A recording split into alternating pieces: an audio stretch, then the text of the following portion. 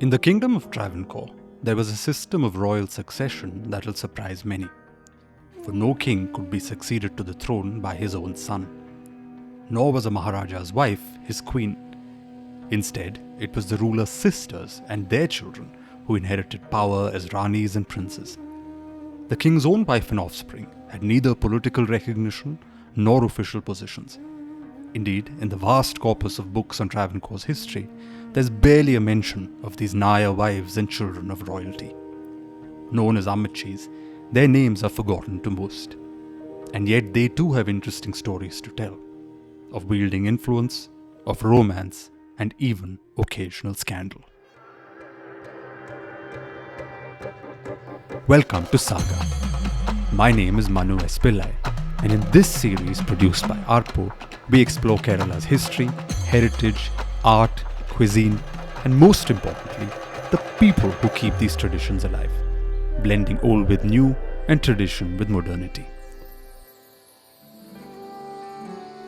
Not too far from the beach in Thiruvananthapuram, there stand some old colonial era structures and Kerala-style timber mansions. Known as Amma Vidus, these were once the residences of royal consorts, or the Ammachis of Travancore. While the sisters and nephews of rulers lived on in their palaces, it was in these Amma Vidus that the children of the Maharajas, the Thambis, resided, in a style that can only be called almost royal. Joining me today is Sharath Sundar Rajiv, a historian, writer, and conservation architect who has for long been documenting Trivandrum's local and court history. I've known Sharath nearly 20 years and caught up with him at the Tanjavur Amma Veedu for a discussion on Travancore's forgotten royal consorts, their lives, tales, and place in history. Thank you Sharath. നമ്മളിപ്പോൾ ഇരിക്കുന്നത് ഒരു പഴയ തഞ്ചാവൂർ അമ്മ വീട് എന്ന് പറഞ്ഞൊരു സ്ട്രക്ചറിലാണ്.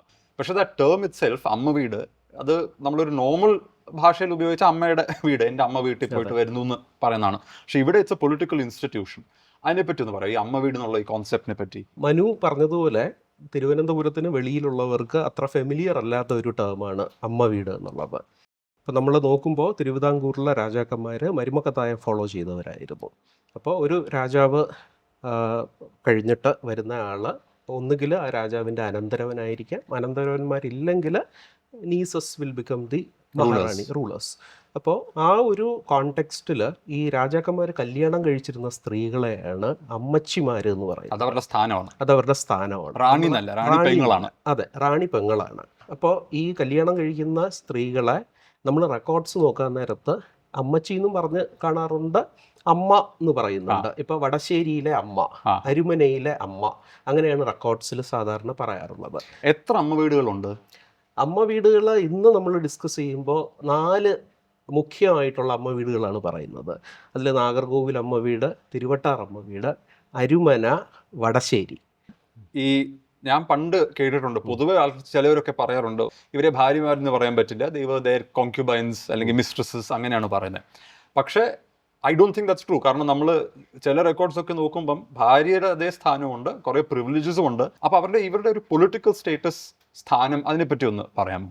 Okay, Manu പറഞ്ഞതുപോലെ ഏറ്റവും കൂടുതൽ തെറ്റിദ്ധാരണ ഉളവാക്കുന്ന ഒരു കാര്യമാണ്. പലരും ഇത് പറയാറുണ്ട്, ഇവരാരാണ്, കോൺക്യുബൈൻസ് ആണ് എന്നുള്ള രീതിയിൽ പറയാറുണ്ട്. പക്ഷെ അത് തീർത്തും തെറ്റായിട്ടുള്ള ഒരു ഇൻഫർമേഷനാണ്. കാര്യം നമ്മൾ റെക്കോർഡ്സ് നോക്കാൻ നേരത്തും നമുക്ക് മനസ്സിലാക്കുന്നത് രാജാക്കന്മാർ ആ കാലഘട്ടത്തിലുള്ള മാമൂലുകൾ അനുസരിച്ച് വിവാഹം ചെയ്തിരിക്കുന്ന സ്ത്രീകൾ തന്നെയാണ്. അതെ, അതിനെ പറയുന്നത് പട്ടും പരിവട്ടവും കൊടുപ്പ് എന്നാണ്.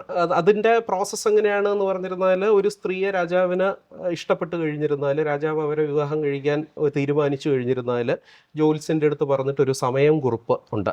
ഒരു പുതിയതായിട്ട് അതിനു വേണ്ടി ഒരു പലകയുണ്ടാക്കും. അത് പണിവക മരാമത്ത് വകുപ്പ് PWD അവരുടെ ജോലിയാണ് അത് ഉണ്ടാക്കി കൊടുക്കുക എന്നുള്ളത്. അപ്പോൾ ആ പലകയുടെ പുറത്ത് ഒരു മുണ്ടൊക്കെ വിരിച്ച് അലങ്കരിച്ച് അവിടെ രാജാവ് ഇരിക്കും.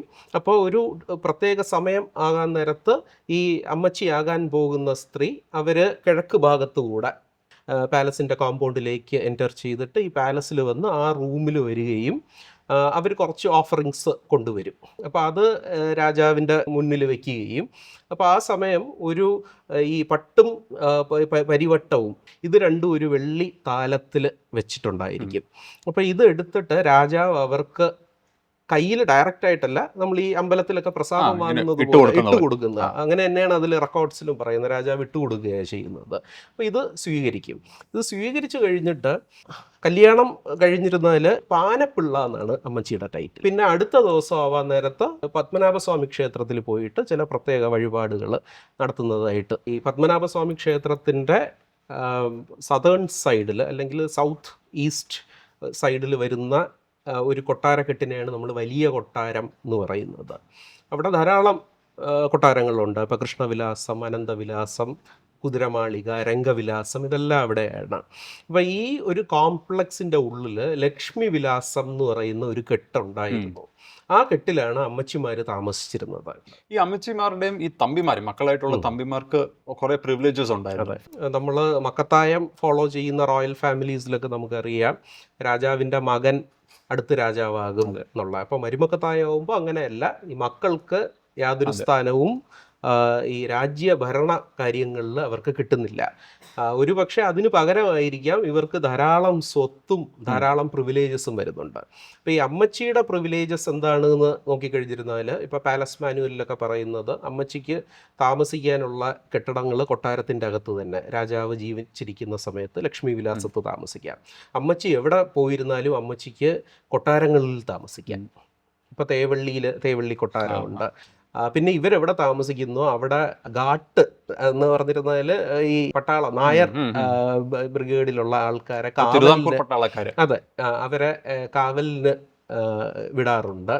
പിന്നെ ഇവർക്ക് വേറെ കുറേ പ്രിവിലേജസ് എന്ന് പറഞ്ഞിരുന്നതിൽ അടിത്തൂണ് ഒരു അലവൻസ് അത് കിട്ടാറുണ്ട്. പിന്നെ ഇവരുടെ ഈ അമ്മ വീട് ത്തിപ്പിനായിട്ട് പല അനുഭവങ്ങളും. അപ്പോൾ അത് ചിലപ്പം ഇപ്പോൾ നെൽപ്പുരകളിൽ നിന്ന് മാസം തോറും ഇത്ര പറ നെല്ല്, അപ്പോൾ ഇവർക്ക് വളരെ കംഫർട്ടബിളായിട്ട് ജീവിക്കാനുള്ള വക കൊടുക്കുമായിരുന്നു. ഇത് കൂടാതെ മേനാവിൽ യാത്ര ചെയ്യാനുള്ള അധികാരവും രാജാവിൻ്റെ മുന്നിൽ തലക്കെട്ടില്ലാതെ പോകാനുള്ള അധികാരവും ഈ തമ്പിമാർക്കാണുള്ളത്. ഈ രാജാവിൻ്റെ മുന്നിൽ നമുക്ക് പ്രത്യേക രീതിയിൽ ഡ്രസ്സ് ചെയ്യാതെ അല്ലെങ്കിൽ ഒരു പ്രത്യേക രീതിയിലുള്ള നമ്മുടെ സ്റ്റാറ്റസ് കാണിക്കുന്ന രീതിയിലുള്ള തലക്കെട്ടൊന്നും ഇല്ലാതെ പോകാൻ പറ്റില്ലായിരുന്നു. പക്ഷെ അതൊന്നും ഇല്ലാതെ ഈ തമ്പിമാർക്ക് രാജാക്കന്മാരുടെ മുന്നിൽ പോകാം. ഇപ്പോൾ തമ്പിമാർ ആറാട്ടിന് പോകുന്നവരുണ്ട്, അതെ ഭാഗമായിട്ട് പോകുന്നവരുണ്ടെന്നു. അവർ വാള് ഉണ്ട് അവർക്ക്. പിന്നെ ചില ഈ പ്രത്യേക ഡ്രസ്സൊക്കെ ഉണ്ട്, അതിട്ടിട്ട് മുണ്ടുമൊക്കെ ഉടുത്തിട്ട് അവർ രാജാവിനെ ഫോളോ ചെയ്ത് പോകുന്ന ഇതുണ്ട്. നമ്മളിപ്പോൾ ഇരിക്കുന്നത് ഈ തഞ്ചാവൂർ അമ്മ വീട് എന്നാണ് പറഞ്ഞത്. സാധാരണ ഇപ്പോൾ ഈ അമ്മച്ചിമാര് നായർ കുടുംബങ്ങളിലൊക്കെ ആണെങ്കിലും Swathi Thirunal did something unusual by marrying a Tamil dancer. അതിനെപ്പറ്റി സിനിമകൾ ഉണ്ടാവുകയും ഓരോ ലോക്കൽ ലെജൻഡ്സും ഒക്കെ ഉണ്ട്. ഒരു വലിയ നൃത്തക്കാരി വന്നു എന്നും ഇതിനകത്ത് അവർ നൃത്തം ചെയ്തിട്ടുണ്ടെന്നും ഒക്കെ. അതിനെപ്പറ്റി ഒന്ന് പറയാമോ? ഈ ഒരു തമിഴെത്തി ഇതിനകത്ത് എങ്ങനെ വന്നെന്ന്? ഈ തിരുവിതാംകൂർ മഹാരാജാക്കന്മാർക്ക് ബ്രാഹ്മണ സ്ത്രീകളല്ലാതെ ബാക്കി കമ്മ്യൂണിറ്റീസിൽ നിന്ന് കല്യാണം കഴിക്കാം എന്നാണ് വെയ്പ്പ്. അപ്പോൾ പഴയ റെക്കോർഡ്സ് ചിലത് നോക്കുമ്പോൾ നമ്മൾ മനസ്സിലാക്കേണ്ട ഒരു കാര്യം, ഇവർ നാഞ്ചിനാട് ബേസ് ചെയ്തിട്ടുള്ള പല വളരെ ഇമ്പോർട്ടൻ്റ് വെള്ളാള ഫാമിലീസിൽ നിന്നൊക്കെ വിവാഹം ചെയ്തിട്ടുണ്ട്. ഈ കെട്ടിടത്തിൻ്റെ കാര്യമാണ് ചോദിച്ചത്. അത് പറയണമെങ്കിൽ നമ്മൾ സൗത്ത് ഇന്ത്യയിലുള്ള ഏർലി 19th സെഞ്ച്വറിയിലുള്ള ഒരു സോഷ്യോ കൾച്ചറൽ പൊളിറ്റിക്കൽ കോണ്ടെക്സ്റ്റ് കൂടെ അതിൽ പറയേണ്ടി വരും. കാര്യം സ്വാതി തിരുനാളിൻ്റെ ഭരണ കാലഘട്ടമാണ് ട്രാവൻകൂറിൻ്റെ ഗോൾഡൻ ഏജ് എന്ന് പറയുന്നത്. അത് എന്തുകൊണ്ട് അങ്ങനെ പറയുന്നു? കാര്യം തിരുവിതാംകൂർ രാജാക്കന്മാരിൽ ഏറ്റവും വലിയ സാംസ്കാരിക രംഗങ്ങളിൽ അറിയപ്പെടുന്ന ഒരു പേരാണ് സ്വാതി തിരുനാൾ. അദ്ദേഹം തന്നെ ഒരു വലിയ കമ്പോസറായിരുന്നു.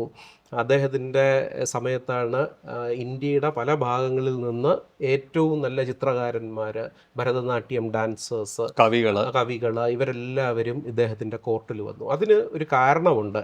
കാര്യം അതുവരെ സൗത്ത് ഇന്ത്യയിൽ ശരഭോജി അല്ലെങ്കിൽ സർഫോജി തഞ്ചാവൂരിലെ രാജാവായിരുന്നു ഏറ്റവും വലിയ പാട്രൺ ഓഫ് ദീസ് ആർട്സ്.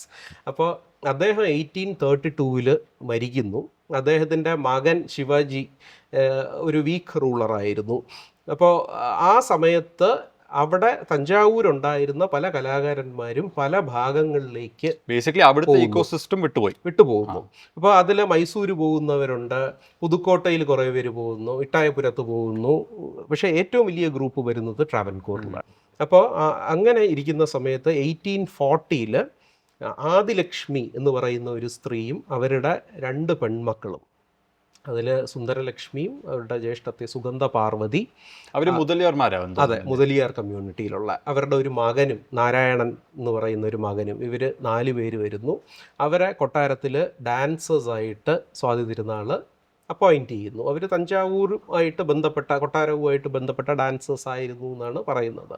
ആ ഒരു പീരീഡിൽ രാജാവ് ഈ രണ്ടാമത്തെ ഇളയ സഹോദരിയെ സുന്ദരലക്ഷ്മിയെ രാജാവ് പട്ടും പരിവട്ടവും എവിടെയോ കൊടുത്തു.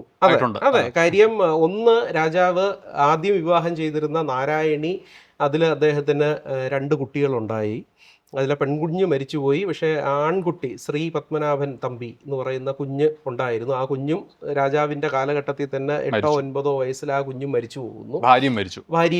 ഭാര്യ മരിച്ചപ്പോൾ ഈ കുട്ടികളുണ്ട്. അപ്പോൾ ഈ കുട്ടികളെ നോക്കാനായിട്ടാണ് ഇദ്ദേഹം രണ്ടാമത് കരിമ്പാലി വീട്ടിൽ നിന്ന്, പാൽക്കുളങ്ങര കരിമ്പാലി വീട്ടിൽ നിന്ന് നീലമ്മ എന്ന് പറയുന്ന സ്ത്രീയെ വിവാഹം ചെയ്തു. ശരിക്കും പറഞ്ഞിരുന്നാൽ രാജാവിൻ്റെ മക്കളെ നോക്കാനാണ് നീലമ്മയെ വിവാഹം ചെയ്തത്.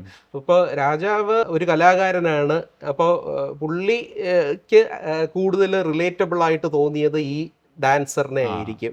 അപ്പോൾ ഇവരോടൊരു ഇഷ്ടം തോന്നുകയും പിന്നീട് ഇവരെ പട്ടും പരിവട്ടവും കൊടുത്ത് ഇവരെ എല്ലാവരെയും വടശ്ശേരി അമ്മ കുടുംബത്തോടെ വടശ്ശേരി അമ്മ വീട്ടിലേക്ക് ദത്തെടുക്കുകയും ചെയ്തു. അപ്പോൾ ഇവിടെ ഈ ഓറൽ ഹിസ്റ്ററി ഒക്കെ ട്രേസ് ചെയ്യുമ്പോൾ പറയുന്നത് പല അമ്മ വീട്ടുകാരും ആദ്യം വിസമ്മതിച്ചു എന്നാണ്. ഇപ്പം തിരുവട്ടാറുകാർ ചോദിക്കാൻ പറ്റുന്നു, കാരണം ഈ അവർക്കൊക്കെ ഒരു നായർ പ്രൈഡ്, കാസ്റ്റ് ഇതൊക്കെ കാണും. അപ്പൊ അതിനകത്തൊരു അന്നൊക്കെ നൃത്തം എന്നൊക്കെ പറഞ്ഞാലും അതിനൊരു ചെറിയ അങ്ങനെയുള്ള പല കഥകളും ഞാൻ ഈ റിസർച്ച് ചെയ്യുന്ന സമയത്ത് കേട്ടിട്ടുണ്ട്. അന്നും രാജാവ് ഒരു മുതലിയാർ സ്ത്രീയെ അമ്മച്ചിയാക്കുന്നതിൽ പ്രശ്നമുള്ള നാട്ടുകാരും വലിയ പ്രമാണിമാരും ഉണ്ടായിരുന്നു. അതിൽ ഈ പാൽക്കുളങ്ങര ഭാഗത്തുള്ള വലിയൊരു കുടുംബത്തിലെ ഒരു നാട്ടുപ്രമാണി, അദ്ദേഹം രാജാവ് കൊടുത്ത സദ്യക്ക് വന്നിട്ട് സദ്യ വിളമ്പി. അപ്പോൾ അതിനെല്ലാം അദ്ദേഹം ഇരുന്നു. പക്ഷെ വിളമ്പി കഴിഞ്ഞപ്പോൾ ഇദ്ദേഹം കഴിക്കാതെ എണീറ്റ് പോയി എന്നൊരു കഥ പറയുന്നുണ്ട്. അതെ, അദ്ദേഹത്തിന് ബോയ്ക്കോട്ട് ചെയ്യുന്നു എന്നുള്ള. പക്ഷെ അത് വളരെ കുറച്ചു കാലമേ പിന്നെ സ്വാതി തിരുനാൾ ജീവിച്ചിരുന്നുള്ളൂ. അദ്ദേഹം ഇല്ല, ആ ബന്ധത്തിൽ രണ്ടാമത്തെ ഭാര്യയിലും ഈ മൂന്നാമത്തെ ബന്ധത്തിലും അദ്ദേഹത്തിന് മക്കളൊന്നും ഉണ്ടായിരുന്നില്ല. പക്ഷേ പ്രോബബ്ലി ആ ലാസ്റ്റ് ഫ്യൂ ഇയേഴ്സ് കുറേ ടെൻഷൻസ് ഉണ്ടായിരുന്നു സ്വാതി തിരുനാളിന്. അതിൽ ഒരു ആശ്വാസം ചിലപ്പോൾ ഇവരുടെ ഡാൻസും ഇവരുമായിട്ടുള്ള ഈ ആർട്ടിസ്റ്റിക് ക്രിയേറ്റീവ് ഡിസ്കഷൻസും ഒക്കെ ആയിരിക്കാം സ്വാതി തിരുനാളിന് കിട്ടിയിരുന്നത്. ആക്ച്വലി പല രാജാക്കന്മാരും you see that they are very deeply devoted to their wives. ഇപ്പോൾ ഉത്തരം തിരുനാൾ മഹാരാജാവിന്റെ കാര്യം പറയുവാണെങ്കിൽ അദ്ദേഹത്തിന് എന്തോ ഒരു ബ്രിട്ടീഷുകാരുമായിട്ട് ബന്ധത്തിലുള്ള ഒരു ദർബാർ നടത്തുവാണ്. പക്ഷെ അതേ രാത്രിയിൽ അദ്ദേഹത്തിന്റെ ഭാര്യ മരിക്കുന്നു. എന്നിട്ട് അത് അദ്ദേഹത്തിന് വലിയ വിഷമമാവുന്നു. എന്നിട്ട് ഒരു പത്രത്തിൽ അദ്ദേഹം മരിച്ചതിന് ശേഷം ഒരു ഇംഗ്ലീഷ് ന്യൂസ് പേപ്പറിൽ ഒരു ഒബിച്വറി വരുന്നുണ്ട്. അതിനകത്ത് പറയുന്നുണ്ട് ഭാര്യ മരിച്ചതിന്റെ ദുഃഖത്തിൽ അദ്ദേഹം ഒരുപാട് പിൽഗ്രിമേജിന് പോവുകയും ഒരുപാട് ഒരു കഠിനമായ ഒരു റിലീജിയസ് റിച്വൽസ് ഒക്കെ ചെയ്യുന്നുണ്ട്. അത് ചെയ്ത് ക്ഷീണിച്ച് അവസാനം അദ്ദേഹം മരിക്കുന്നു പറയുന്നുണ്ട്. അതെ, അതുണ്ട്. ഇപ്പോൾ പ്രത്യേകിച്ച് ഈ പറഞ്ഞ ഉത്രം തിരുനാൾ മാർത്താണ്ഡവർമ്മയുടെയും വിശാഖം തിരുനാൾ, ഇവരുടെ കാര്യത്തിൽ നമ്മൾ നോക്കുമ്പോൾ ബാക്കി രാജാക്കന്മാർ, ഇപ്പോൾ കാർത്തിക തിരുനാൾ രാമവർമ്മയും അവിട്ടം തിരുനാളും ഒക്കെ 4 അമ്മ വീടുകളിൽ നിന്നും അവർക്ക് 4 ഭാര്യമാരും പിന്നെ അതല്ലാതെ വേറെ വീടുകളിൽ ബന്ധമൊക്കെ ഉണ്ടായിരുന്നു എന്ന് പറയുന്നു. പക്ഷെ ഇവരൊക്കെ ഒരു ഭാര്യ, ഒരമ്മച്ചി ഉണ്ടായിരുന്നുള്ളൂ ഇവർക്ക്. ഈ അമ്മച്ചിമാരുമായിട്ട് വളരെ സ്നേഹത്തിലായിരുന്നു. അതിൽ വിശാഖം തിരുനാളിൻ്റെ പറയുന്നത് അദ്ദേഹത്തിന് ഈ വളരെ സീനിക് ആയിട്ടുള്ള സ്ഥലങ്ങളിലൊക്കെ പോയി വിസിറ്റ് ചെയ്യുകയും താമസിക്കുന്നതൊക്കെ വലിയ താല്പര്യമാണ്. അങ്ങനെ ഇദ്ദേഹം നാഞ്ചിനാട് ഭാഗത്തേക്ക് അല്ലെങ്കിൽ കന്യാകുമാരി ഡിസ്ട്രിക്റ്റിൽ പല സ്ഥലങ്ങളിൽ താമസിക്കുന്ന കാലത്ത് ഒരു ദിവസം കുതിരയിൽ സവാരിക്ക് പോകുമ്പോൾ കുറേ കുട്ടികൾ കളിച്ചുകൊണ്ട് നിൽക്കുന്നത് കാണുകയും, അപ്പോൾ ഇദ്ദേഹം ഈ കുട്ടികളെ ഒന്ന് പേടിപ്പിക്കാനും കൂടെ ആയിരിക്കാം ഈ അവരുടെ അങ്ങോട്ട് കുതിരയെ സ്പീഡിൽ വിട്ടു. അപ്പോൾ ബാക്കി കുട്ടികളെല്ലാം പേടിച്ചു പോവുകയും ഒരു പെൺകുട്ടി മാത്രം വളരെ ധൈര്യത്തോടു കൂടി അവിടെ തന്നെ നിന്നു. അപ്പം ആ കുട്ടിയെ രാജാവിന് ഇഷ്ടപ്പെടുകയും അതാണ് മഹാരാജാവ് അമ്മച്ചിയാക്കുന്ന ലക്ഷ്മി അമ്മച്ചി. ലക്ഷ്മി അമ്മച്ചി പക്ഷേ അരിമന അമ്മ വീട്ടിലെ ഒരു മെമ്പറാണ്. അപ്പോൾ അവർ തമ്മിൽ അതിന് ലവ് അറ്റ് ഫസ്റ്റ് സൈറ്റ് എന്നൊക്കെ ഇവിടെ ഡിസ്കഷൻസിലൊക്കെ പറയാറുണ്ട്. പിന്നെ ഇതിനകത്തൊരു വിഷമം തോന്നുന്നത് പക്ഷേ വിശാഖം തിരുനാളുടെ ഭാര്യയുടെ കാര്യം പറയുമ്പം ഇത്രയും സ്നേഹം അദ്ദേഹത്തിനോടുണ്ട്, പക്ഷെ അദ്ദേഹം മരിക്കുമ്പോൾ she's only in her late 30s. അതിനുശേഷം ഒരു ലൈഫ് ഓഫ് എന്തോ ഒന്നുമില്ലാത്ത രീതിയിൽ വളരെ ഓസ്റ്റിയറായിട്ടാണ് ജീവിക്കുന്നത്. ഒരു രാജാവ് മരിച്ചു കഴിഞ്ഞാൽ അമ്മച്ചിയുടെ സ്ഥാനം എന്താണ്, അവരുടെ ജീവിതം എങ്ങനെയാണ്? പിന്നെ രാജാവ് ഉള്ളപ്പം ഇതുപോലെ യാത്ര ചെയ്യാൻ, കൊട്ടാരത്തിൽ താമസിക്കുന്നു, അതൊക്കെയാണ്. മരിച്ചു കഴിഞ്ഞാൽ അമ്മച്ചിക്ക് എന്താണ് പറ്റുന്നത്? അതാണ്, എത്രത്തോളം പ്രിവിലേജസ് ഒക്കെ ഉണ്ടെങ്കിലും അതാ രാജാവ് ജീവനോടെ ഇരിക്കുന്ന കാലത്താണ് അവരുടെ ഏറ്റവും നല്ല കാലം, അമ്മച്ചിമാരുടെ പ്രൈം. അത് കഴിഞ്ഞിരുന്നാൽ ഈ അമ്മച്ചിമാർ ലക്ഷ്മി വിലാസത്തുനിന്ന് മാറി അവർക്ക് വേണ്ടി കൺസ്ട്രക്ട് ചെയ്തിട്ടുള്ള അമ്മ വീടുകളിലേക്ക് തിരിച്ചു പോകും. പിന്നെ പുറം ലോകവുമായിട്ട് അവർക്ക് വലിയ ബന്ധമില്ല. കാരണം വിശാഖം തിരുനാളിൻ്റെ കാലഘട്ടത്തിൽ വിശാഖം തിരുനാൾ ധാരാളം യാത്ര ചെയ്യുന്നുണ്ട്. ബോംബെയിൽ പോകുമ്പോഴും ഒക്കെ ഈ അമ്മച്ചിയെ കൂടെ കൊണ്ടുപോകുന്നുണ്ട്. അതുപോലെ ആയില്യം തിരുനാളിൻ്റെ അമ്മച്ചി കല്യാണിക്കുട്ടിയെ ആയില്യം തിരുനാൾ പല സ്ഥലങ്ങളിൽ കൊണ്ടുപോകുന്നു. അവരുടെ ഒരു ഫോട്ടോ ഉണ്ട്, ആദ്യമായിട്ട് കേരളത്തിലെ സാരി കൊടുത്ത. അതെ. അപ്പോൾ പക്ഷേ ഭർത്താവ് മരിച്ചതിന് ശേഷം ദേ ആർ കൺഫൈൻഡ് ടു അമ്മ വീട്. അതിൻ്റെ പുറത്ത് പോകുന്നത് വളരെ വളരെ അപൂർവം. പിന്നെ ചില റെയർ ഒക്കേഷൻസിൽ ചില അമ്മച്ചിമാർ ഒരു പബ്ലിക് പ്രസൻസിലൊക്കെ വരുന്നതും ആൾക്കാരെ അഡ്രസ്സ് ചെയ്യുന്നതും ഒക്കെ കാണുന്നത് വിക്ടോറിയ ജൂബിലി നടക്കുന്ന VJT ഹാളിൻ്റെ ഇനാഗുറേഷൻ ടൈമിലോ മറ്റോ വിക്ടോറിയ രാജ്ഞിയെക്കുറിച്ച് ആയില്യം തിരുനാളിൻ്റെ അമ്മച്ചി ഒരു കത്ത് അയക്കുന്നു. അവർ വരുന്നില്ല. അതാണ്, ഇവര് പബ്ലിക് അപ്പിയറൻസസ് ഒന്നും പിന്നെ ഇല്ല.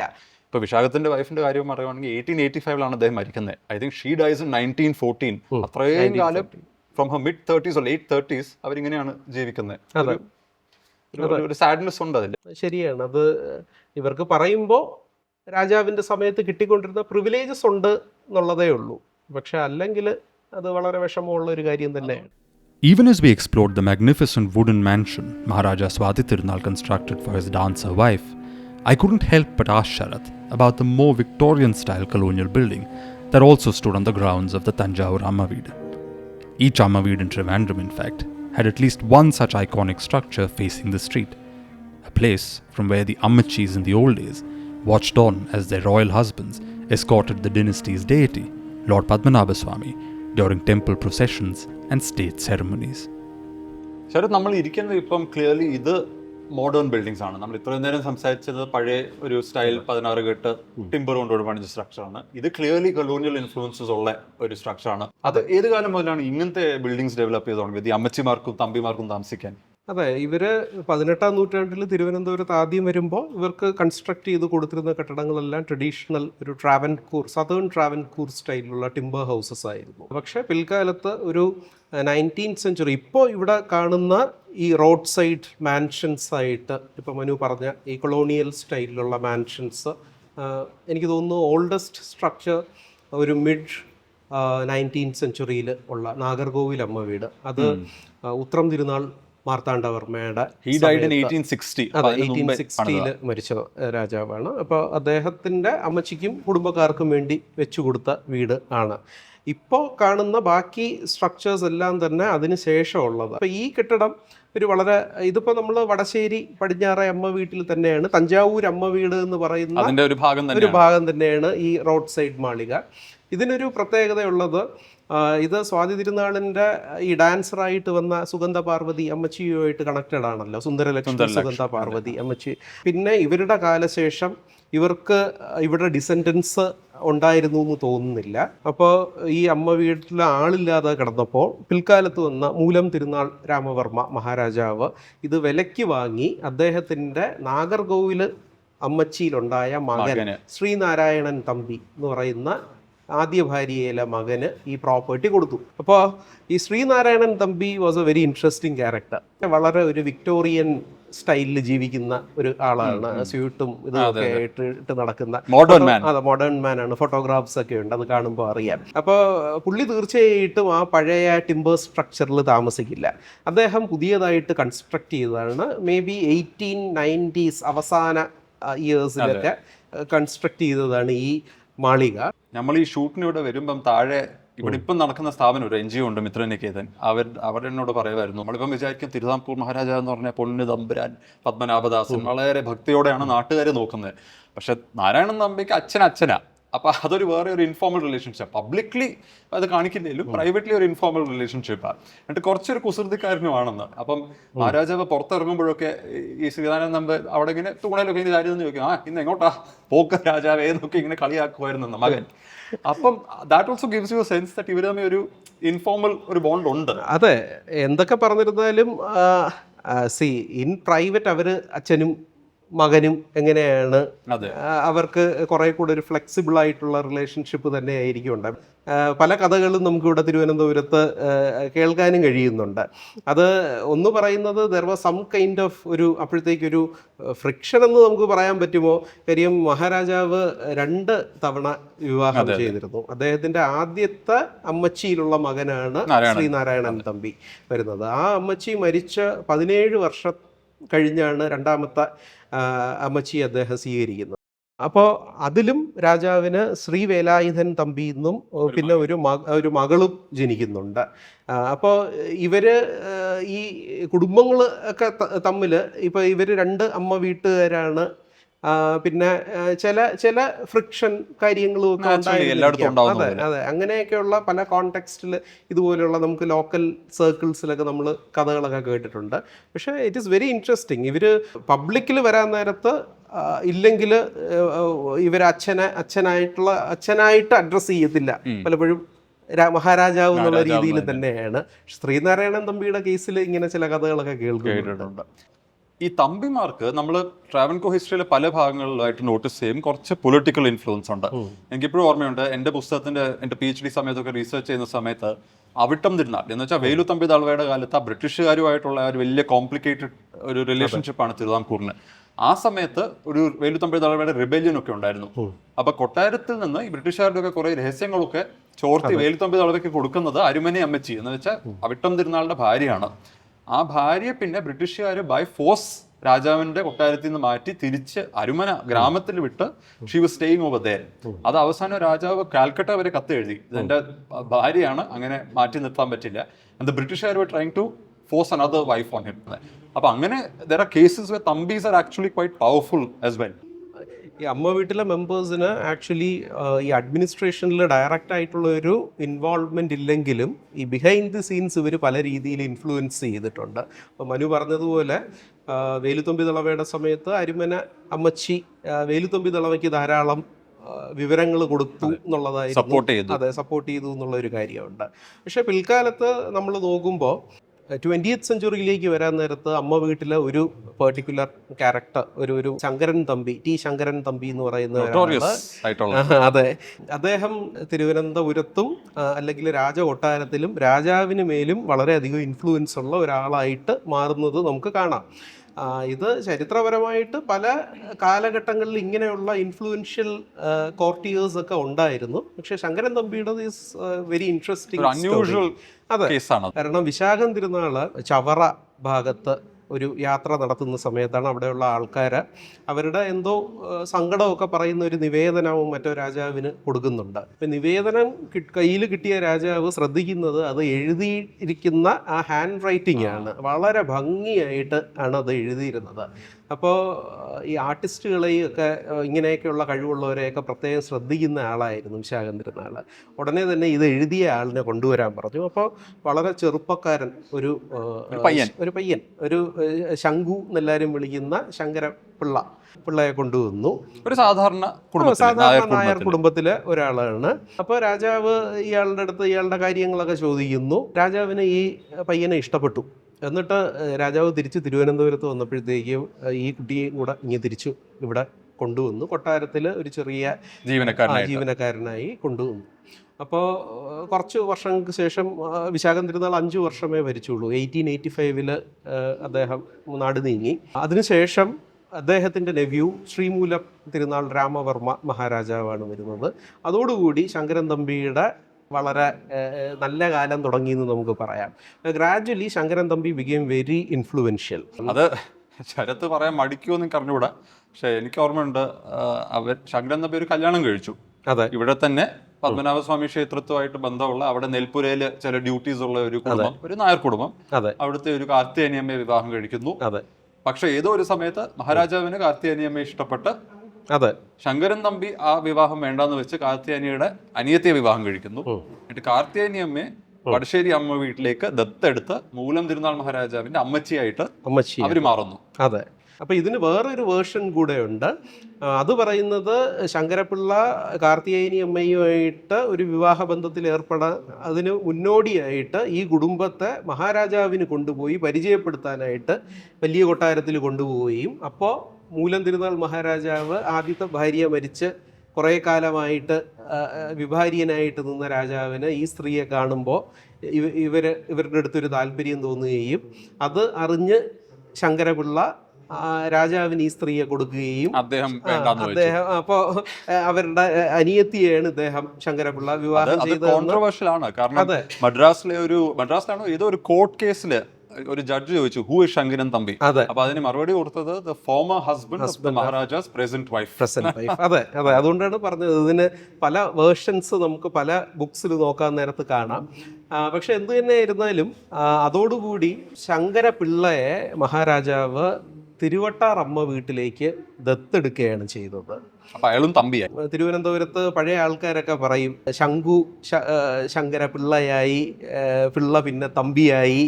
Sankaran Thampi became quite influential. അത് തന്നെ, കാരണം രാജാവിന്റെ ഭാര്യയുടെ ആദ്യ ഭർത്താവാണ്, പക്ഷെ പാലസ് മാനേജറും ആവുന്നു. പാലസ് മാനേജറായി അദ്ദേഹം. അതോടുകൂടി അദ്ദേഹത്തെ കുറിച്ച് പല ആൾക്കാർ എഴുതിയിട്ടുണ്ട്. അതിൽ ഇ.വി. കൃഷ്ണപിള്ളയുടെ ജീവിത സ്മരണകളുണ്ട്. അതിൽ ഒരു സെക്ഷനുണ്ട്. അതിൽ വളരെ രസകരമായിട്ട് എഴുതിയിട്ടുണ്ട്. ശങ്കരൻ തമ്പിയുടെ അമ്മ വീട്, അമ്മ വീട്ടിൽ മുൻവശത്തെ ശീമപ്ലാവിൻ്റെ മൂട്ടിൽ ഗവൺമെൻറ് ഉദ്യോഗസ്ഥരെല്ലാം ഈ പഞ്ചപുച്ഛം അടക്കി നിൽക്കുന്ന ഒരു സീൻ നമുക്ക് കാണാൻ പറ്റും. ഈ അമ്മ വീടുകളിനുള്ളിൽ ഇത് പൊതുവെ നാട്ടുകാർ പറയുന്നതാണോ സത്യമാണോ അറിഞ്ഞുകൂടാ, പക്ഷെ ആൾക്കാർ പറയും ഒരുപാട് ഇപ്പം ഈ വെള്ളി കൊണ്ടുള്ള ഫേർണിച്ചറും പിന്നെ പാത്രങ്ങളും ഒരുപാട് ഇപ്പം രവിവർമ്മയുടെ പെയിന്റിങ്സും അങ്ങനെ ഒരുപാട് ആർട്ട് വർക്ക്സ് അതൊക്കെ പിന്നെ ഒരു കാലം വന്നപ്പോൾ ഈ അമ്മ വീടുകളിലെല്ലാം പാർട്ടിഷനായി കുറെ ബിൽഡിങ്സ് ഒക്കെ പൊളിച്ചു. ഇതൊക്കെ എവിടെ പോയി ഈ സാധനങ്ങൾ? അതെ, അത് ശരിയാണ്. കാര്യം ഒന്ന് രാജാവിൻ്റെ ഭാര്യയാണ് അമ്മച്ചി. അപ്പോൾ തീർച്ചയായിട്ടും ആ രീതിയിലുള്ള ഒരു വെൽത്ത് ഈ അമ്മ വീടുകളിലും ഉണ്ട്. ഈ അമ്മ വീടുകളിൽ ഇതുപോലെ വളരെയധികം വിലപ്പെട്ട ആഭരണങ്ങളായിരുന്നാലും ഫേർണിച്ചർ ആയിരുന്നാലും പെയിൻറ്റിങ്സ് ആയിരുന്നാലും ഇതിൻ്റെയൊക്കെ ഒരു വലിയ കളക്ഷൻ തന്നെ ഉണ്ടായിരുന്നു. ഇപ്പോൾ വടശ്ശേരി അമ്മ വീടിൻ്റെ ഹിസ്റ്ററി റിസർച്ച് ചെയ്യുന്ന സമയത്ത് അവിടെ പ്രായമുള്ള ആളുകൾ പറയുന്ന ഒരു കാര്യം, അവിടെ തറമേട എന്ന് പറയുന്ന ഒരു കെട്ടിടം ഉണ്ടായിരുന്നു. അപ്പോൾ അതായിരുന്നു അവരുടെ സ്ട്രോങ് റൂം. അതിൻ്റെ അകത്ത് പല വിലപ്പെട്ട ജുവൽസും ഓർണമെൻറ്റ്സും ഒക്കെ വെച്ചിരുന്നത്. അതിൽ ഒരു വളരെ പ്രായം ചെന്ന ഒരാൾ, അതിൻ്റെ അകത്ത് കയറിയിട്ടുള്ള ഒരാൾ പറഞ്ഞൊരു കാര്യമുണ്ട്. സ്വർണത്തിൽ തീർത്ത ഒരു മാതളം ഉണ്ടായിരുന്നു, അത് ഓപ്പൺ ചെയ്യാൻ പറ്റും. അത് ഓപ്പൺ ചെയ്യാൻ നേരത്ത് അതിൻ്റെ അകത്ത് റൂബീസാണ് നിറച്ച്, ശരിക്കുള്ള ആക്ച്വൽ മാതളപ്പഴം എങ്ങനെയാണോ അതുപോലെ റൂബീസ്. അപ്പോൾ അങ്ങനെയൊക്കെയുള്ള പല പല വിലയുള്ള സാധനങ്ങളും, അത് വിച്ച് ഇസ് ക്വൈറ്റ് നാച്ചുറൽ. കാര്യം രാജാവ് അമ്മച്ചിക്ക് തീർച്ചയായിട്ടും ഗിഫ്റ്റ്സ് ഒക്കെ കൊടുക്കുന്നത് പോലെ ഇങ്ങനെ വന്നിരുന്നു. അപ്പോൾ രവിവർമ്മയുടെ കാര്യം തന്നെ നോക്കുകയാണെങ്കിൽ കല്യാണിക്കുട്ടി അമ്മച്ചി ആയില്യം തിരുനാളിൻ്റെ രണ്ടാമത്തെ അമ്മച്ചിയാണ്. കല്യാണിക്കുട്ടി അമ്മച്ചി ശരിക്കും തൃശ്ശൂരുകാരിയാണ്. ഇവിടെ കൊണ്ടുവന്ന് നാഗർകോവിൽ അമ്മ വീട്ടിലേക്ക് ദത്തെടുത്തിട്ട് അത് ഇപ്പോൾ കല്യാണിക്കുട്ടിയെ ഇവിടെ കൊണ്ടുവരുന്നത് വളരെ ഇൻഫ്ലുവൻഷ്യൽ ആയിട്ടുള്ള ഒരു കോർട്ടിയർ ഉണ്ടായിരുന്നു. അദ്ദേഹം ഈശ്വരപിള്ള വിചാരിപ്പുകാരൻ, കഥകളി നടനുമായിരുന്നു. അദ്ദേഹം എല്ലാ വർഷവും ഗുരുവായൂരും ഏകാദശിക്കും വൈക്കത്ത് ക്ഷേത്രത്തിലും ഒക്കെ പോകുന്ന പതിവുണ്ടായിരുന്നു. അങ്ങനെ പോകുമ്പോൾ താമസിക്കുന്ന ഒരു സ്ഥലം കൊച്ചി രാജ്യത്തെ സർവാധികാരിക്കാരായിരുന്ന കുഞ്ഞുകൃഷ്ണമേനോന്റെ വീട്ടിലായിരുന്നു, ചെരുപ്പറമ്പത്ത്. അതെ, ബേസിക്കലി കൊച്ചി രാജാവിന്റെ മിനിസ്റ്റർ ആയിരുന്നു അദ്ദേഹം. പറയപ്പെടുന്ന എന്താണെന്ന് പറഞ്ഞാൽ ഇദ്ദേഹം ഒരു തവണ അവിടെ പോയിട്ട് തിരുവനന്തപുരത്തേക്ക് തിരിച്ചു വന്നപ്പോൾ ഈ മേനോന്റെ മകൾ കല്യാണിക്കുട്ടി ഇദ്ദേഹത്തിൻ്റെ കൂടെ തിരുവനന്തപുരത്തേക്ക് വന്നു എന്ന് പറയുന്നു. അതും പറയുന്നത് ചില സോഴ്സസ് പറയുന്നത് ഇദ്ദേഹത്തിൻ്റെ ഭാര്യയായിട്ട് വന്നു എന്ന് പറയുന്നുണ്ട്. മറിച്ച് അതല്ല, ഇദ്ദേഹത്തെ ഒരു ഗുരുവായിട്ട് കണ്ടു തിരുവനന്തപുരത്തേക്ക് വന്നു എന്ന് പറയുന്നുണ്ട്. പിന്നെ ചരിത്രം മാറ്റി എഴുതുന്ന ഒരു ശീലം അതെ, ആയിരിക്കാം. കാര്യങ്ങളൊക്കെ എന്ത് തന്നെ ആയിരുന്നാലും ഇവര് തിരുവനന്തപുരത്തേക്ക് എത്തി. തിരുവനന്തപുരത്ത് വന്നപ്പോൾ അന്ന് ആയില്യം തിരുനാൾ മഹാരാജാവ് ആദ്യത്തെ ഭാര്യ മരിച്ച് നിൽക്കുന്ന സമയമാണ്. കല്യാണിക്കുട്ടി നല്ല സുന്ദരിയാണ്, കവിതയൊക്കെ എഴുതുന്ന ആളാണ്, പടമുണ്ട് ആയില്യം തിരുനാളും അവരും കൂടെ ഒരുമിച്ച് ഒരു ഫോട്ടോഗ്രാഫ് ഉണ്ട്. ആക്ച്വലി ഇന്ന് രാവിലെയും അത് തിരുവിതാംകൂറിലെടുത്ത കേരളത്തിലെ ആദ്യത്തെ ഫോട്ടോഗ്രാഫ് എന്ന് പറഞ്ഞിട്ട് എല്ലാവരും തെറ്റായിട്ട് കുരുമുളക് കൊടുത്തു ഒക്കെ പറഞ്ഞ് തെറ്റായിട്ടുള്ള ഇൻഫർമേഷൻ ഇങ്ങനെ സർക്കുലേറ്റ് ചെയ്യുന്നു. അപ്പൊ ഈ കല്യാണിക്കുട്ടി ഇവിടെ വന്ന് രാജാവ് ഇവരെ കണ്ട് ഇഷ്ടപ്പെടുകയും ഇവരെ അമ്മച്ചിയായിട്ട് നാഗർകോവിൽ അമ്മ വീട്ടിലേക്ക് ദത്തെടുക്കുകയും, ഈ അമ്മച്ചി ഇവിടെ വന്നപ്പോഴത്തേക്ക് അമ്മച്ചി അതിസുന്ദരിയാണ്, എല്ലാവരും വളരെ അത്ഭുതത്തോടു കൂടി കാണുന്ന ഒരു സ്ത്രീയായിരുന്നു. രവിവർമ്മ എന്ന് വളരെ ഇവിടെ ഒരു ചെറുപ്പക്കാരനായിട്ട് തിരുവനന്തപുരത്ത് ആയില്യം തിരുനാളിന്റെ കോർട്ടിൽ ഒരു മൈനർ പെയിന്ററായിട്ട്, ടീനേജറാണ്, ഒരു മൈനർ പെയിന്ററായിട്ട് താമസിക്കുന്ന സമയമാണ്. പക്ഷെ അപ്പോഴാണ് അദ്ദേഹത്തിന്റെ ലൈഫിൽ ഒരു ലാൻഡ്മാർക്ക് ഇവന്റ് എന്ന് പറയാം. തിയോഡർ ജെൻസൺ എന്ന് പറയുന്ന ഒരു യൂറോപ്യൻ ആർട്ടിസ്റ്റ് വരികയും രാജാവിൻ്റെയും പല ആൾക്കാരുടെയും പടം വരയ്ക്കുന്നതിൻ്റെ കൂടെ അമ്മച്ചിയുടെ പടവും കല്യാണിക്കുട്ടിയുടെ പടവും തിയോഡർ ജെൻസൺ വരയ്ക്കുന്നുണ്ട്. ആ പടത്തിന് ഒരു പ്രത്യേകത കൂടെ ഉള്ളത്, തിരുവനന്തപുരത്ത് ആദ്യമായിട്ട് ഒരു ആർട്ട് എക്സിബിഷൻ നടത്തിയിട്ടുള്ളത് തിയോഡർ ജെൻസന്റെ വർക്ക്സ് ആണ്. അത് ഇന്നത്തെ പോലെ എല്ലാവർക്കും കയറി കാണാൻ പറ്റുന്ന എക്സിബിഷൻ അല്ലെങ്കിലും അന്നത്തെ അരിസ്റ്റോക്രാറ്റ്സും കോർട്ടിയേഴ്സിനും ഒക്കെ വേണ്ടി എക്സ്ക്ലൂസീവ് ആയിരുന്നു. പക്ഷെ അതില് ഈ അമ്മച്ചിയുടെ പടവും എക്സിബിറ്റ് ചെയ്തിരുന്നു. അത് വളരെ ഒരു അതിശയമുള്ള കാര്യമാണ്. കാര്യം അമ്മച്ചിമാരെ അങ്ങനെ പൊതുവെ ആരും അവര് ദർബാറിലൊന്നും പോകാറില്ല. പക്ഷെ അമ്മച്ചിയുടെ പെയിന്റിങ്ങും അന്ന് എക്സിബിറ്റ് ചെയ്തിരുന്നു. അപ്പോൾ രവിവർമ്മ ഇതൊക്കെ വളരെയധികം ഇൻഫ്ലുവൻസ് ചെയ്തിരുന്നു. അപ്പോൾ രവിവർമ്മ ഒരു ചിത്രകാരനാകണം എന്നുള്ള ഡിസിഷൻ എടുത്തതിന് ശേഷം മൂകാംബിക ക്ഷേത്രത്തിൽ പോയി ഭജനമിരുന്ന് തിരിച്ചു വന്നതിന് ശേഷം ആദ്യമായിട്ട് വരയ്ക്കുന്ന 2 പെയിൻറ്റിങ്സ് അത് ആയില്യം തിരുനാൾ മഹാരാജാവിൻ്റെയും കല്യാണിക്കുട്ടി അമ്മച്ചിയുടെയുമാണ്. അപ്പോൾ അമ്മച്ചി എഴുത്തിലൂടെയും മറ്റും ഒക്കെ ആൾക്കാർക്ക് അറിയപ്പെടുന്ന ഒരാളായിരുന്നു. നമ്മുടെ അവസാനത്തെ അമ്മച്ചി ആരായിരുന്നു? ഇപ്പൊ ചിത്ര ഒരു നാൾ വിവാഹം കഴിച്ചില്ല, ഉത്രാടം തിരുനാൾ അദ്ദേഹത്തിന് അനുജം വിവാഹം കഴിച്ചാലും അമ്മ വീട്ടിൽ നിന്നല്ല, പുറത്തുനിന്നാണ് വിവാഹം കഴിച്ചത്. ആ സ്ത്രീ രാധാദേവിക്ക് അമ്മച്ചി എന്ന് നമ്മൾ റെക്കോർഡ്സിൽ കാണും. അമ്മ വീട് അമ്മച്ചി അല്ല. അപ്പൊ ലാസ്റ്റ് അമ്മച്ചി ആരായിരുന്നു? മൂലം തിരുനാൾ അതിന് മുമ്പ് മരിച്ച മഹാരാജാവ്, അദ്ദേഹത്തിന്റെ വൈഫാണോ 1930s മരിച്ച? അദ്ദേഹത്തിന്റെ അമ്മച്ചി 1934 മറ്റോ ആണ് മരിക്കുന്നത്. അപ്പോൾ മഹാരാജാക്കന്മാരുടെ അമ്മച്ചി എന്നുള്ള രീതിയിൽ ആ അമ്മച്ചിയാണ്. ആ അമ്മച്ചി ഒരു നല്ല ചിത്രകാരി കൂടെ ആയിരുന്നു. അപ്പോൾ അമ്മച്ചിയുടെ ചെറുമകനെ ഞാൻ ഇൻ്റർവ്യൂ ചെയ്തിട്ടുണ്ട്. അപ്പോൾ അമ്മച്ചിയെക്കുറിച്ചുള്ള ഓർമ്മകൾ ചോദിക്കുമ്പോൾ അമ്മ വീട്ടിൽ പോകുന്നതും ഈ അമ്മച്ചി അപ്പോഴൊക്കെ പടം വരപ്പൊക്കെ നിർത്തി, എന്നിട്ട് ഇവർ കുട്ടികൾ പോകാൻ നേരത്ത് എല്ലാവർക്കും ഈ മധുര നാരങ്ങ കൊടുക്കും എന്നുള്ളതാണ് ഒരു മെമ്മറി പറഞ്ഞത്. അപ്പോഴത്തേക്ക് ആ അമ്മച്ചി നല്ല പ്രായമുള്ള ഒരു സ്ത്രീ ആയിട്ട് മാറി. ആയിരുന്നു അവസാനം ഒരു അമ്മച്ചി എന്ന് പറഞ്ഞ് നമുക്ക് കാണാൻ കഴിയുന്നത്. പക്ഷേ അതേസമയം മൂലം തിരുനാൾ മഹാരാജാവിൻ്റെ സമയത്ത് ഇളയരാജാവായിരുന്ന ചതയം തിരുനാൾ അതെ അദ്ദേഹത്തിൻ്റെ അമ്മച്ചി വടക്കേ കുറുപ്പത്ത്, തെക്കേ സ്രാമ്പി വടക്കേ കുറുപ്പത്ത് മേനോൻ കുടുംബ തൃശ്ശൂരുള്ള ആൾക്കാരാണ്. അവിടെ നിന്ന് ലക്ഷ്മി അമ്മച്ചി എന്നുള്ള സ്ഥാനപ്പുള്ള സ്ഥാനമൊക്കെ ഉണ്ട്, പക്ഷെ അമ്മ വീട്ടിലെ അല്ല. അപ്പോൾ ആ അമ്മച്ചി ഇവിടെ ഉണ്ടായിരുന്നു. അമ്മച്ചി ഈ ഇളയരാജാവ് മരിച്ചതിന് ശേഷം അങ്ങ് തിരിച്ച് തൃശ്ശൂരേക്ക് പോയി. പക്ഷെ അവിടെ പോയിട്ട് ആ അമ്മച്ചിയുടെ വീടിന്റെ പേര് അമ്മച്ചി മഠം എന്നായിരുന്നു. അവിടെ അവർ താമസിച്ചിരുന്ന, പിന്നെ അവരുടെ മകൾ ഒരു പൊന്നമ്മ എന്ന് പറയുന്ന ഒരു സ്ത്രീയൊക്കെ ഉണ്ടായിരുന്നു. അവരൊക്കെ അതൊരു വളരെ ഒരു പലേഷ്യൽ ഒരു ബംഗ്ലാ ആയിരുന്നു. വർഷത്തിലായിരിക്കും മരിച്ചത്. അവർ കുറച്ചുകൂടെ കാലം ജീവിച്ചിരുന്നു. കാര്യം കാർത്തിക തിരുനാളിന്റെ സഹോദരി കാർത്തിക തിരുനാൾ തമ്പുരാട്ടിയുടെ പള്ളിക്കെട്ട് നടക്കുന്ന സമയത്തൊക്കെ പള്ളിക്കെട്ട് സൊവിനിയേഴ്സ് ചെക്ക് ചെയ്യുമ്പോൾ ഈ ഇളയരാജാവിൻ്റെ അമ്മച്ചി അതിലൊരു ഗസ്റ്റ് ലിസ്റ്റിലുണ്ട്. അപ്പോൾ ആ കാലഘട്ടവും കഴിഞ്ഞിട്ടാണ്. അപ്പം ഒരു രീതി പറഞ്ഞ തിരുവനന്തപുരത്തെ അവസാനത്തെ അമ്മച്ചി തൃശ്ശൂരിലാണ്. എനിക്ക് തോന്നുന്നു 50 or 52 ആണ് എന്ന് തോന്നുന്നു മരിച്ചത്. ആ 50s ഉണ്ടായിരുന്നു ആ അമ്മച്ചി. അതെ. After Sharath and I ended our chat, we walked across the road to the old Arumanamma Veeda. Today, its iconic triple-storied Malika building is maintained in exquisite form as Villa Maya, a restaurant run by the Muthoot Papachan Group. Going up a staircase and into a charming space, Sharath and I sat down again. And there, in a room that once housed Maharaja's Ammachi and her daughters, we closed the day with a meal fit for kings. Thank you for watching this episode. We'll be back with more in the Saga series. I'm Manu S. Pillai, and see you next time.